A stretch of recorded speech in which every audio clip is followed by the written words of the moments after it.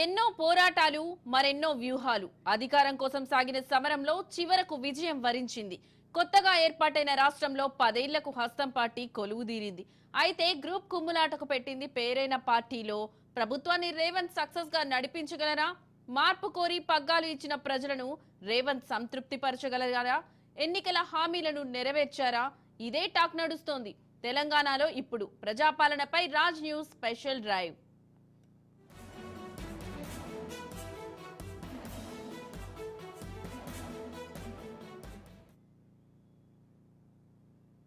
6 గ్యారెంటీలు సంక్షేమ అభివృద్ధి హామీలతో కాంగ్రెస్ అధికారంలోకి వచ్చింది.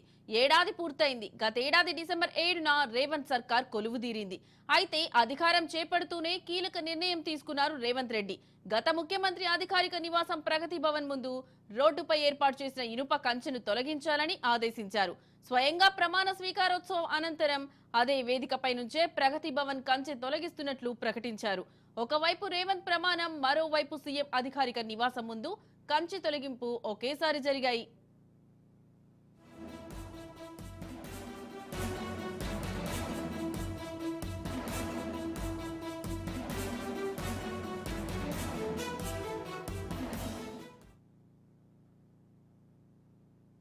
కాంగ్రెస్ పార్టీ ఎన్నికలకు ముందు ఇచ్చిన 6 గ్యారెంటీలలో కొన్నిటిని అమలు చేయడానికి ప్రయత్నం చేశారు. రైతులకు 2 లక్షల వరకు రుణమాఫీ చాలా వరకు చేశారని టాక్ నడుస్తోంది. ఇంకా కొంతమందికి కాకపోయినా ప్రభుత్వ పరంగా ఈ లక్ష్యాన్ని నెరవేర్చాలన్న సంకల్పంతో ఉన్నట్లు కనబడుతోంది.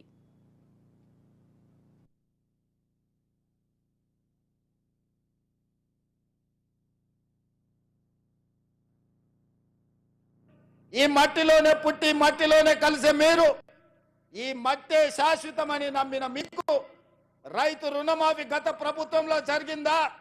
రైతుకు గిట్టుబాటు ధర వచ్చిందా? ఆనాడు చంద్రశేఖరరావు గారు స్వయంగా మాట్లాడిన మాటల్ని ఈనాటి రైతాంగం మర్చిపోయిందని వారు అనుకుంటున్నారా? ఆనాడు ఒరేస్తే ఉరేసుకున్నట్టే అన్నది ఈ పెద్ద మనిషి చంద్రశేఖరరావు గారు కాదా?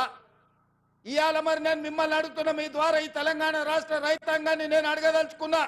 ఆనాడు ఒరేసుకుంటే ఉరేసుకున్నా అన్నట్టు ఆనాటి ప్రభుత్వం అంటే, ఈనాడు మీరు ఒరేసుకుంటే 500 రూపాయల బోనస్ ఇస్తామని చెప్పిన మాట ఉత్తమ్ కుమార్ రెడ్డిది కాదా?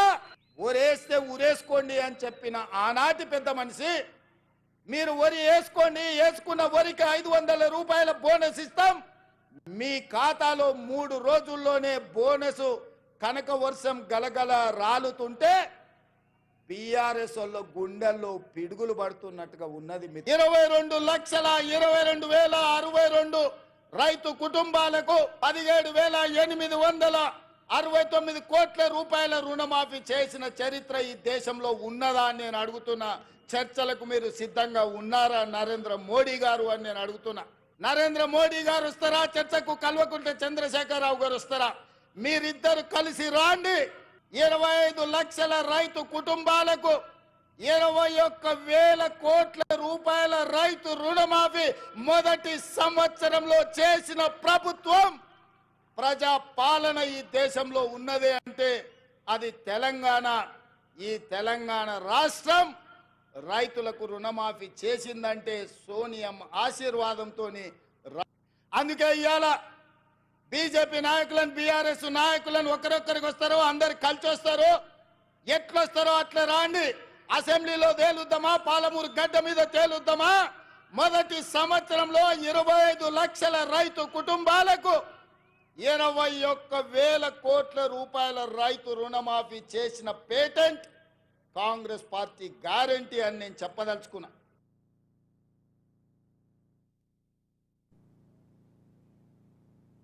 ప్రభుత్వం వచ్చిన వెంటనే మహిళలకు ఇచ్చిన ఉచిత బస్ ప్రయాణం హామీని నెరవేర్చారు. వంట గ్యాస్ సిలిండర్లను 500 రూపాయలకే ఇస్తామన్న హామీ అమలుకు శ్రీకారం చుట్టారు.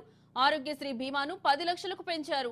విద్యుత్ వినియోగం నెలకు 200 యూనిట్లు వినియోగించే కుటుంబాలకు ఉచిత కరెంట్ హామీని కూడా అమలు చేస్తున్నట్లు ప్రభుత్వం చెబుతోంది.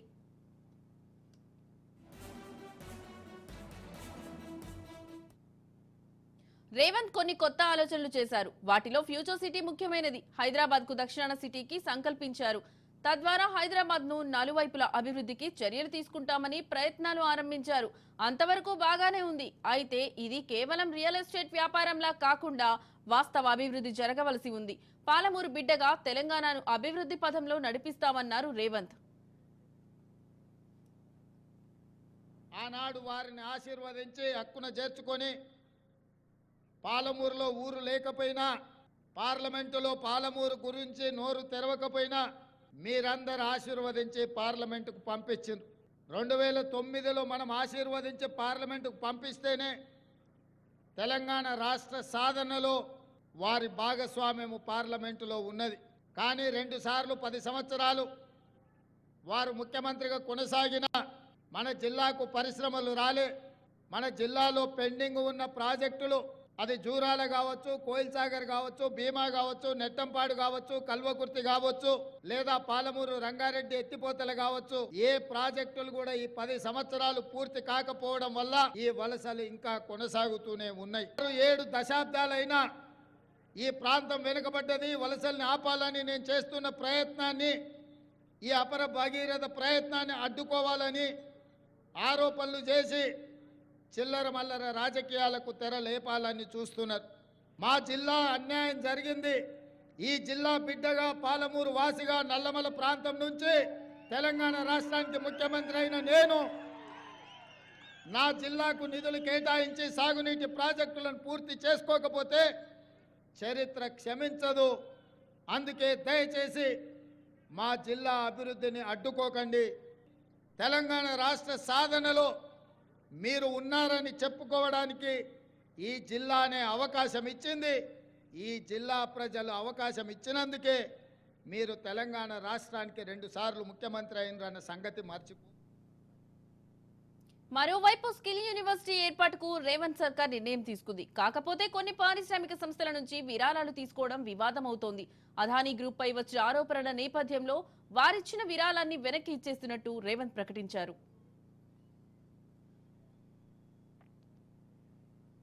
ఏడాది పాలనలో రేవంత్ సర్కార్ తీసుకున్న మరో కీలక నిర్ణయం చెరువుల కబ్జాలు తొలగించే అంశం. హైదరాబాద్ లో వరదలకు చెరువుల కబ్జాలు కారణమవుతోందని భావించింది రేవంత్ సర్కార్. అందుకు తగ్గ చర్యలు తీసుకుంది. చెరువుల కబ్జాలు తొలగించాలని హైడ్రా విభాగాన్ని ఏర్పాటు చేసింది. అది మంచి ఉద్దేశం అయినప్పటికీ కొన్ని కోట్ల విలువైన భవనాలు కూల్చివేయడం వివాదాస్పదమవుతోంది. దీనిపై ప్రజల్లో మొదట ఆసక్తి కలిగిన ఆ తర్వాత జరిగిన కూల్చివేతలతో తీవ్ర వ్యతిరేకత ఏర్పడింది. मगर देश के प्रधानमंत्री श्री नरेंद्र मोदी जी ने तेलंगाना के बारे में और हमारे गारंटीज के बारे में झूठ बोलना शुरू किया। तो मैं ये सोचा था मोदी जी ने झूठ बोलना नहीं छोड़े तो हम सच्चा बोलना भी नहीं छोड़ने वाले। इसीलिए आज मैं मुंबई आकर महाराष्ट्र की जनता को जो तेलंगाना सरकार श्रीमती सोनिया जी ने सितंबर 17, 2023 चुनाव के समय पर 6 गारंटी दिया हुआ है, वो गारंटीज हम लोग systematically we have implemented in Telangana. इनके डिटेल्स महाराष्ट्र जनता के सामने रखने का मेरा जिम्मेदारी। इसीलिए आज मुंबई कांग्रेस पार्टी ऑफिस में हम लोग हिंदुस्तान में सबसे ज्यादा फार्मर्स सुसाइड महाराष्ट्र में हो रहा है, उसके बाद तेलंगाना था। ఇంకొక వైపు మూసీ సుందరీకరణ అంశాన్ని రాజకీయ పక్షాలని సమర్థించాయి. తర్వాత ఇళ్ల కూల్చివేతల సర్వే జరిగేసరికి తీవ్ర ఉద్రిక్తత పరిస్థితులు ఏర్పడ్డాయి. ఆశయం మంచిదే, ప్రస్తుత పరిస్థితులను దృష్టిలో పెట్టుకుని నిర్ణయాలు తీసుకోలేకపోవడం వల్ల ప్రజల్లో అనుమానాలు రేకెత్తాయి. సీఎం సొంత నియోజకవర్గం కొడంగల్లోని లగచర్ల వద్ద ఫార్మా కంపెనీ అంశం చర్చనీయాంశమైంది. ఈ క్రమంలో కలెక్టర్పై కూడా దాడికి యత్నించారు. ఈ కేసులో మాజీ ఎమ్మెల్యే నరేందర్ రెడ్డిని, కొంతమంది ఆందోళనకారులను అరెస్ట్ చేసినా అంతిమంగా వారి డిమాండ్ ప్రకారం ప్రభుత్వ భూసేకరణ నోటిఫికేషన్ను మార్చేసుకుంది. నాయుడు రాజశేఖర రెడ్డి కలిసి సైబరాబాద్ నిర్మించారు. అది 3వ నగరం. ఇప్పుడు మనందరం కలిసి 4వ నగరం, 4th city, that is called future city. అది మనందరం కలిసి నిర్మిద్దాం. మీరందరూ భాగస్వాములు. అందులో మీ అందరి తరఫున ప్రతినిధిగా నేను పనిచేస్తా. మనకు 4వ నగరం అవసరం ఉంది. భవిష్యత్ అవసరాలను దృష్టిలో పెట్టుకున్న ఫ్యూచర్ సిటీలో అన్నీ ఉండే విధంగా, అన్నిట్లలో 4th ఎస్టేట్ అయిన జర్నలిస్టు లేకపోతే అది ఇన్కంప్లీట్ అవుతుంది. డెఫినెట్గా మిమ్మల్ని అందరిని కూడా అక్కడికి తీసుకెళ్లే బాధ్యత నాది. దాన్ని అద్భుతమైన నగరానికి ప్రపంచంలోనే పోటీ పడే నగరంగా ఇదిలా ఉంటే ప్రభుత్వాన్ని నడపడంలో మాత్రం రేవంత్ సక్సెస్ అయ్యారనే చెప్పుకోవచ్చు. కాంగ్రెస్ అంటేనే అంతర్గత కుమ్ములాటలు, ముఠా తగాదాలకు క్యారాఫ్ అడ్రస్ అనే ప్రచారం ఏళ్ల నుంచి ఉంది. కొందరు ప్రత్యర్థి లీడర్లకు వ్యతిరేకంగా పనిచేస్తుంటారు, ఇంకొందరు మాత్రం తమ వ్యూహాలతో పైచేయి సాధించేందుకు ప్రయత్నాలు చేస్తుంటారు. ఉమ్మడి రాష్ట్రంలో సీఎం పదవి చేపట్టిన వారికి సొంత పార్టీలోనే అసమ్మతి తేలితే ఇబ్బంది పడిన సందర్భాలు అనేకం ఉన్నాయి. వారికి వ్యతిరేకంగా గలం వినిపించిన ఇన్సిడెంట్లు ఉన్నాయి. అయితే ఇలాంటి వాటిని రేవంత్ హ్యాండిల్ చేయగలడా అన్న ప్రచారం జోరుగా సాగింది. వాటన్నింటినీ పటాపంచలు చేస్తూ అసమ్మతి జ్వాలలు తలెత్తకుండా రేవంత్ ముందుకు పోతున్నారు. పేదలకు లక్షలాది ఎకరాల భూ పంపకాలు చేపట్టి ఈ రోజు ప్రతి పేదవాడి కుటుంబంలో ఒక దైవంగా నిలిచిన శ్రీమతి ఇందిరాగాంధీ గారు చాకలి ఐలమ్మ పోరాట స్ఫూర్తితో తీసుకున్న నిర్ణయం భూ సంస్కరణలు అని చెప్పి పెద్దలు కోదండ రెడ్డి గారు ఇప్పుడు గుర్తు చేయడం జరిగింది. ధరణి పేరు మీద మళ్లీ దోపిడీకి పాల్పడాలన్న ఆలోచన చేసి ధరణి ముసుగులో పేదలకిచ్చిన భూములను, అసైన్మెంట్ పట్టాలను, పోడు భూముల పట్టాలను రద్దు చేసి లక్షలాది ఎకరాల భూములను గుంజుకునే కుట్ర జరుగుతున్న సందర్భంలో ఆనాటి సాయుధ రైతాంగ పోరాట స్ఫూర్తి అయిన చాకలి ఐలమ్మ మళ్లీ ఈనాడు తెలంగాణ రాష్ట్రంలో తెలంగాణ ప్రజల పక్షాన పేదలకిచ్చిన భూములను కాపాడే ప్రయత్నంలో భాగంగా కాంగ్రెస్ పార్టీ పోరాటం ఈనాడు ప్రజాపాలన అధికారంలోకి వచ్చింది అనంటే చాకలి ఐలమ్మ స్ఫూర్తి మా ఒక్కరిలో ఉన్నదని చెప్పి నేను ఈ సందర్భంగా తెలియదలుచుకున్నా. కంచ ఐలయ్య గారు ఒక సూచన చేశారు, మహిళా కళాశాలకు చాకలి ఐలమ్మ పేరు ఉండడం ఒక స్ఫూర్తి, తెలంగాణ గౌరవానికి ప్రతిష్టకు ఇది ముందుకు తీసుకెళ్తుంది అని చెప్పి. ముఖ్యమంత్రిగా ఇక్కడ అధికారులు లేరు కానీ మా మంత్రివర్గ సహచరులు అందరి అనుమతితో ఇప్పుడు మైకు దగ్గరకు వచ్చే ముందు బట్టి గారితో ఏమన్నా అంటే తక్షణమే నువ్వు ప్రకటించు, ఆ మహిళా యూనివర్సిటీకి చాకలి ఐలమ్మ పేరు పెడదాము అని చెప్పి వారు చెప్పిన వేదిక మీద ఉన్న మా సహచర మంత్రివర్గ సభ్యుల అందరి అనుమతితో ఈరోజు పోటీలో ఉన్న ఉమెన్స్ యూనివర్సిటీకి చాకలి ఐలమ్మ పేరు పెట్టడానికి నిర్ణయం తీసుకున్నాము అని చెప్పి ఈ సందర్భంగా తెలియజేయడానికి నేను చాలా సంతోషిస్తున్నా. మహిళా కమిషన్ చైర్పర్సన్ నేరెళ్ల శారద గారికి నేను సూచన చేస్తున్నా, ప్రభుత్వం తొందరలోనే నియామక పత్రాలు విధి విధానాల పరంగా విడుదల చేస్తుంది. చాకలి ఐలమ్మ మన్మరాల్ని మహిళా కమిషన్ సభ్యురాలుగా నియమించడానికి ఈ వేదిక. సీఎంగా రేవంత్ పదవి బాధ్యతలు చేపట్టినప్పటి నుంచి పక్కా వ్యూహంతో ముందుకెళ్తున్నారు. తనకంటూ ఓ లక్ష్మణ రేఖ గీసుకున్నారని, దాన్ని దాటకపోవడం వల్లే అసమ్మతి తలెత్తలేదనే ప్రచారం ఉంది. దీనికి తోడు మంత్రులకు పూర్తి స్వేచ్ఛ ఇచ్చారు. ఏ శాఖలోనూ రేవంత్ ఇప్పటి వరకు జోక్యం చేసుకోలేదనే టాక్ నడుస్తోంది. బిజినెస్ రూల్స్ ప్రకారం వివిధ శాఖలకు చెందిన ఫైల్స్ తన వద్దకు వస్తే దాని గురించి తెలుసుకుంటున్నారు, అంతే తప్ప ఆ శాఖలోని మిగతా పనుల గురించి అస్సలు పట్టించుకోవడం లేదనే టాక్ ఉంది. ఎవరైనా లీడర్లు ఫలానా శాఖలో పని ఉంది చేసి పెట్టండి అని అడిగితే ఆ శాఖ తన పరిధిలో లేదని చెబుతున్నట్లు గుసగుసలు వినిపిస్తున్నాయి. అంతేకాకుండా సంబంధిత మంత్రి వద్దకు వెళ్లి అడగండంటూ ముక్కుసూటిగా చెబుతున్నట్టు తెలుస్తోంది. సంవత్సరం పూర్తయిన సందర్భంగా చంద్రశేఖరరావు గారు మీరు ఒక్కసారి ఆత్మ పరిశీలన చేసుకోండి. గెలిస్తే ఉప్పొంగడం, ఓడిపోతే కుంగిపోవడం, ఇది తెలంగాణ సమాజానికి ప్రజాస్వామ్యానికి మంచిదా? మీరెందుకు బయటికి రావడం లేదు? మీరెందుకు మాట్లాడడం లేదు? ప్రభుత్వం తీసుకుంటున్న నిర్ణయాలు మీకు నచ్చకపోతే, ప్రజలకు కష్టం వస్తే ప్రజల పక్షాన మీరు మాట్లాడవలసింది పోయి మీరు ఒక గాలి బ్యాచ్ను జమ చేసి ఊరి మీదకి వదిలినరు. వాళ్ళ మాటలు ఎప్పుడైనా మీరు విన్నారా? చంద్రశేఖరరావు గారు ఏం మాట్లాడుతున్నారో, ఏం చేస్తున్నారో? ఫ్యాక్టరీలు తెస్తామంటే వద్దంటారు, పరిశ్రమలు పెడతామంటే వద్దంటారు, రోడ్లు వేస్తామంటే వద్దంటారు, RRR కడతామంటే వద్దంటారు, బ్రాహ్మణవెల్లి పూర్తి చేస్తామంటే వద్దంటారు, ఫార్మా సిటీ కాదు అది ఫ్యూచర్ సిటీ అంటే వద్దంటారు, మన ఫాక్సికాన్ పెట్టుబడులు తెస్తామంటే వద్దంటారు, మీకు ఇచ్చిన మెడికల్ కాలేజీలు పూర్తి చేస్తామంటే వద్దంటారు. ఈరోజు ఏది అయినా వద్దనడం తప్ప ఇంకొక మాటనే వాళ్ళకి తెలుస్తలేదు.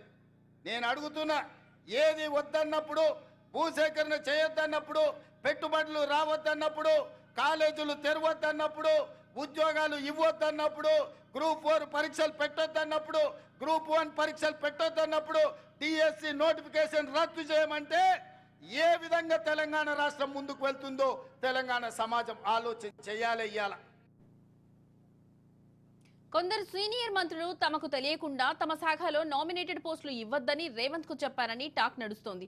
ఈ క్రమంలోనే ఆయా శాఖలకు చెందిన పోస్టులను ఇప్పటి వరకు భర్తీ చేయలేదని తెలుస్తోంది. సీనియర్లు, జూనియర్లు అంటూ తేడా లేకుండా మంత్రులకు పూర్తి స్వేచ్ఛ ఇచ్చారు. దీంతో అందరూ సంతోషంగా ఉన్నారనే డిస్కషన్ సాగుతోంది.